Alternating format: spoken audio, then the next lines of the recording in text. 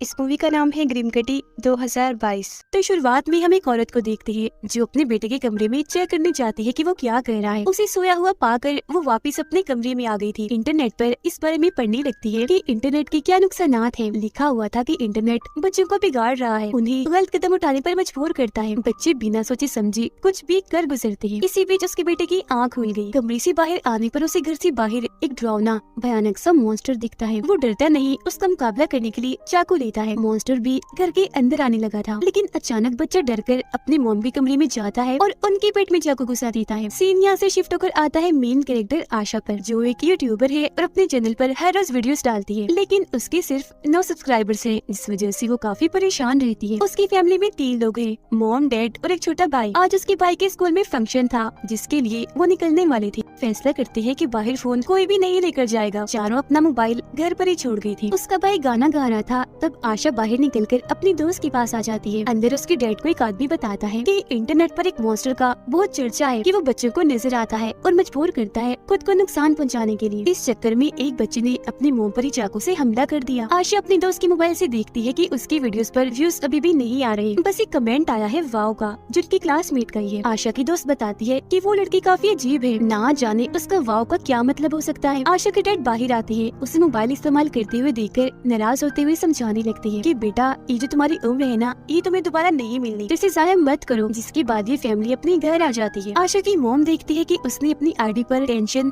Depression जैसी चीजों की पोस्ट डाली हुई है। उसकी डैड भी इस तरह की चीजों के बारे में पढ़ती है, जो देख वो परेशान हो गई। तभी आशा की मॉम डैड दोनों के पास उस मॉन्स्टर की तस्वीर आती है, जो बच्चों को गलत काम करने पर मजबूर करता है। देखने में काफी भयानक था। इस वजह से दोनों अपने बच्चों को पास बिठाकर समझाते हैं कि इंटरनेट पर आजकल एक मॉन्स्टर की बातें बहुत ज्यादा फैली हुई है, जो बच्चों को नजर आकर गलत काम करने पर मजबूर करता है। ये ऑनलाइन आपको कहीं भी मिल सकता है, तो जरा ध्यान रखिएगा, इंटरनेट से दूर रहिए जितना हो सके। इसके बाद आशा अपने दोस्तों की वीडियोस देख रही थी, जो उसी मॉन्स्टर के बारे में ही बात कर रही थी, जिसका नाम ग्रीम कटी है। तब आशा भी मैसेज करती है कि हाँ, मुझे भी आज ही पता चला है इस बारे में। अब उसकी मोम डैड की परेशानी बढ़ गई थी इंटरनेट को लेकर, क्योंकि उन्हें पता चला कि एक बच्चे ने अपना हाथ काटने की कोशिश की। वो जल्दी से इंटरनेट पर सर्च करने लगती है ग्रीम कटी, और उनके इसी डर के साथ उनके घर के बाहर कोई आ गया। अगले ही पल आशा को भी अपने घर ग्रीम कटी दिख जाता है। वो काफी डर गई, जोर से चिल्लाती है। उसकी चीख सुनकर डैड आकर उसे संभालते हैं। इनके घर पर फिर पुलिस आती है। आशा उन्हें बताती है कि मैंने भी ग्रीम कटी को देखा, काफी लंबा था वो, लाल लाल आंखें, बड़े बड़े दांत, बिल्कुल इस तस्वीर जैसा, वो डरावना लग रहा था। ये सुनकर ऑफिसर कहता है कि शहर में हर तरफ से मुझे इस तरह की खबरें आ रही है, और मेरा नहीं ख्याल कि मॉन्स्टर वगैरह कुछ हो सकता है। क्या पता कोई ग्रुप तुम्हारे समेत बाकियों के साथ मजाक कर रहा हो। आशा के जाने के बाद ऑफिसर उसकी मॉम डैड को कहता है कि मेरा ख्याल है सारे बच्चे झूठ बोल रहे हैं, ग्रीम कटी के बारे में अफवाहें हैं, जो शायद बच्चों को इसलिए नजर आ रहा है क्योंकि सबने इंटरनेट को अपने जहन पर सवार कर लिया है। ये सुनकर उसके डैड गुस्से में आ गई। कमरे में जाकर आशा का लैपटॉप और मोबाइल ले लेती है। सुबह जब उसकी आँख खुलती है तो उसके मॉम डैड का कहना था कि हम कोशिश कर रही है कि कुछ ऐसा हो, हम चारों मोबाइल लैपटॉप से दूर रहे, इंटरनेट इस्तेमाल ही न करे कम से कम 1 हफ्ता। वो फिर अपने बच्चों को एक सेफ बॉक्स दिखाती है, जिसमें बिजली से बनी चीजें रखी जाती है। ये देखकर आशा के भाई को ये चीज कोई गेम लगी, तो वो जल्दी से अपना मोबाइल और लैपटॉप लाकर सेफ बॉक्स में रख देता है। आशा नहीं मानती। तब उसकी मॉम समझाती है कि जब से तुम यूट्यूबर बनी हो, परेशान रहने लगी हो, जितना तुम इन चीजों से दूर रहोगी ठीक हो जाओगी। वो जवाब देती है कि मैं कोई हेलुसिनेट नहीं कर रही थी, सच में ग्रीम कटी को देखा है मैंने। हेलुसिनेट इन्हें जो चीज हुई भी ना हो वो नजर आई। पर उसके डैड नहीं सुनती, उसका मोबाइल छीनने लगती है। जिस बीच आशा को दोबारा ग्रीम कटी दिख जाता है। वो डर गई, चीख मार देती है, फौरन वहाँ से चली जाती है।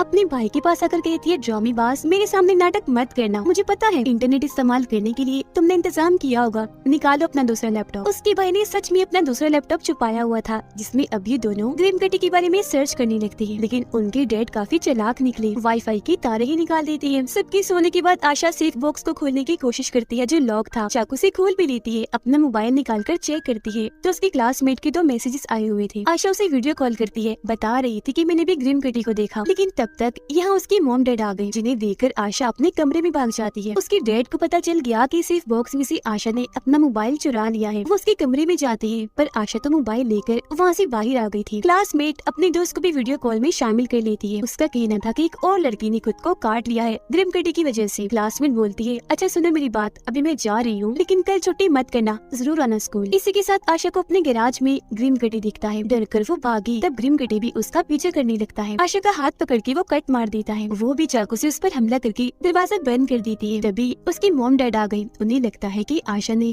खुद अपना हाथ काटा। डांट कर हाथ पर कपड़ा रखती है। चोट लगी थी इसलिए आशा को कल स्कूल जाने से मना कर देती है। वो बहाना बनाती है कि टेस्ट है कल, छुट्टी नहीं कर सकती, पर बहाना काम नहीं आया। उसके डैड मना कर देते हैं। आशा फिर कहती है कि मैं भला खुद को चोट क्यों पहुंचाऊंगी, और अगर आप चाहते हैं कि सब ठीक हो जाए मुझे स्कूल जाने दीजिए प्लीज। उसकी मॉम आशा को समझती है और कहती है कि ठीक है बेटा, चली जाना स्कूल। स्कूल में बहुत ही कम बच्चे आए हुए थे शहर में चल रही इन हालात की वजह से। आशा वॉशरूम में उस क्लासमेट से मिलती है। वो कहती है मेरे पास भी मोबाइल नहीं है, मेरी मॉम डैड ने भी लेकर सेफ बॉक्स में रख दिया है। दोनों इस बारे में बात करने लगी कि आखिर हमारे मॉम डैड को सेफ बॉक्स का कहाँ से पता चला, कहाँ से इस बारे में पढ़ा होगा। खैर दोनों यहाँ से निकलकर अपने क्लासमेट के घर जाती है जो बहुत अमीर है और उसके घर में पार्टी चल रही थी। वो यहाँ इंटरनेट इस्तेमाल करने आई थी क्योंकि उसके मॉम डैड घर पर नहीं थे। वो अमीर लड़का भी मान जाता है कि कोई बात नहीं, अगर तुम्हारे पास मोबाइल नहीं है तो मेरा मोबाइल लैपटॉप जो दिल चाहे इस्तेमाल कर सकती हूँ। अब पार्टी में एक लड़का वीडियो बनाता है जिसमें वो चाकू लेकर एक्टिंग कर रहा था कि ग्रिम कटी ने हमें अपने कंट्रोल में कर लिया है। आशा के मॉम डैड को पता चलता है कि आज वो स्कूल नहीं आई। फिर वो दोनों उसके लैपटॉप इस्तेमाल करने लगती है। उन्हें एक औरत मेलिंडा की पोस्ट मिलती है और इसी पोस्ट के जरिए उनकी मॉम डैड को सेफ बॉक्स का पता चला। वहाँ ग्रिम कटी की एक तस्वीर भी दी थी जो देखकर क्लासमेट को लगता है कि मेलिंडा ही वो औरत है जिसके बेटे ने चाकू से हमला किया था। ये नहीं शुरुआत वाली औरत। फिर वो बोलती है अच्छा आशा अब मुझे जाना है क्योंकि मेरी मॉम डैड इंतजार कर रहे होंगे। आशा पूछती है तुम्हारा वाव का मतलब क्या था?